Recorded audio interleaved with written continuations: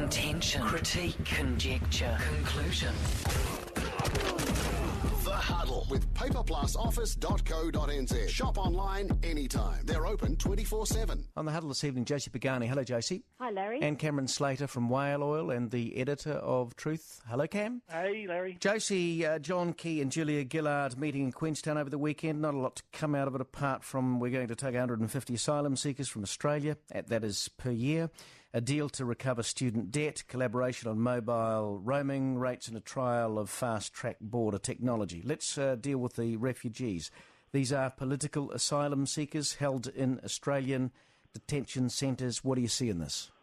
Yeah, this government's determined, aren't they, to make the threat of boat people an issue. I mean, if you remember last year we had emergency legislation, we're still going through the House, I think, because apparently we were going to have a mass invasion of Falun Gong, who are these meditators who move in these slow yoga-type movements in the park. And clearly that didn't happen. I mean, the thing is, the last people to arrive in New Zealand without passports was Captain Cook and his crew. I mean, it's never going to happen here. It's not a big issue. The issue now, of course, is that we've said, OK, we're going to take 150. These are people who've already been processed through the Australian system, so they've been proven to be refugees, asylum seekers. So there's people from Syria who are running away from the horrible violence there, or Afghanistan or Mali, or wherever.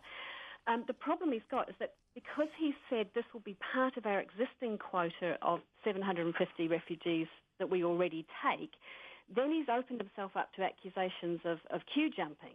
Whereas if he just said, for the people who are trying to get in through the formal processes, if he just said, look, we'll take 150 of people who've been proven to be refugees on top of our 750, then he wouldn't be being criticised by Amnesty International and the like. Cameron, it is within our annual quota of 750. It means that it displaces those waiting on this UN quota, I think. What do you see? Well, it does, but I'm really struggling to get enthused about 150 refugees that fit in under our quota. Even if you put them on top, it's still barely stuff all.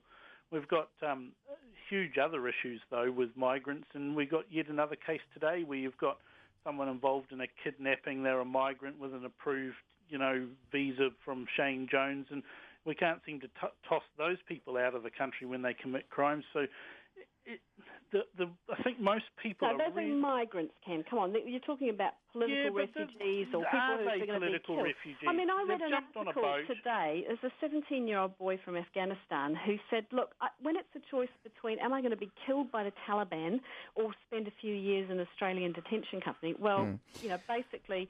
the Taliban will kill me, an Australian detention centre won't.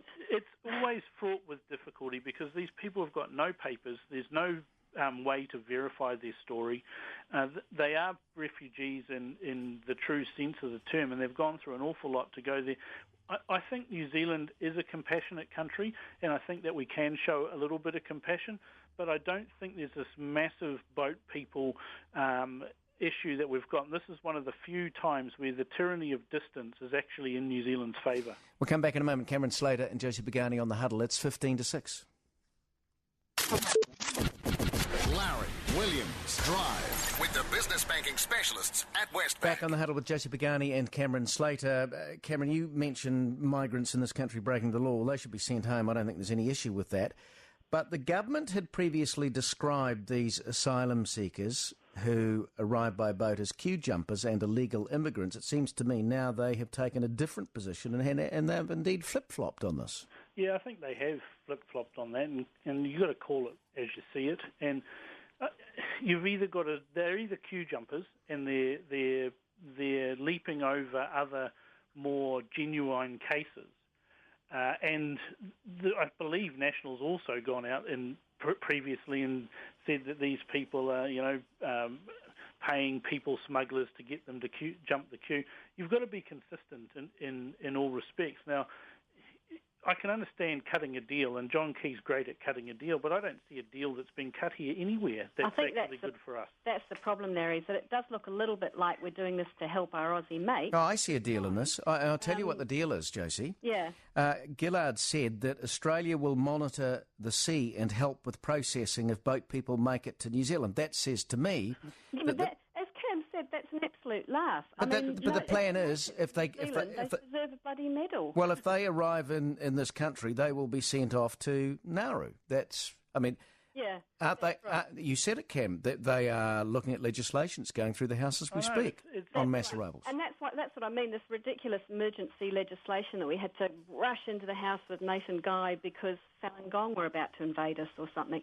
The problem is, the reason they're open to criticism from the NGOs is that, the real world, if you're in one of these countries and you're faced with, the horror of the Taliban knocking on your door in the middle of the night, you're going to say, well, I'll risk it on a boat. And so not everybody has access to the official channels, the official processes. And I can understand why we have boat people.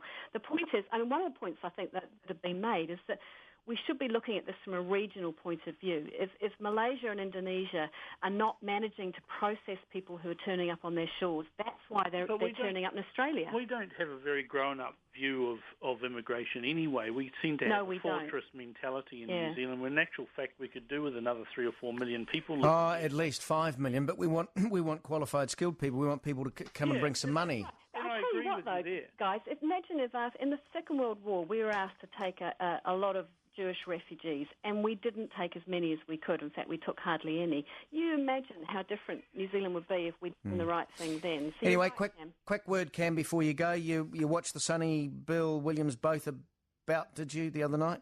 Oh, no, I don't watch boxing. It's rigged. It's usually fraught with fraud. And anything with Coda Nasta involved in it is going to be dodgy. Yeah. Actually, Larry, we were going to talk about Sonny Bill Williams, but in fact we've had our time and our 10 rounds is up. Yeah. Anyway, I'm off to buy more Pagani clothes, because if Kate Winslet can do it, the family business is doing very well.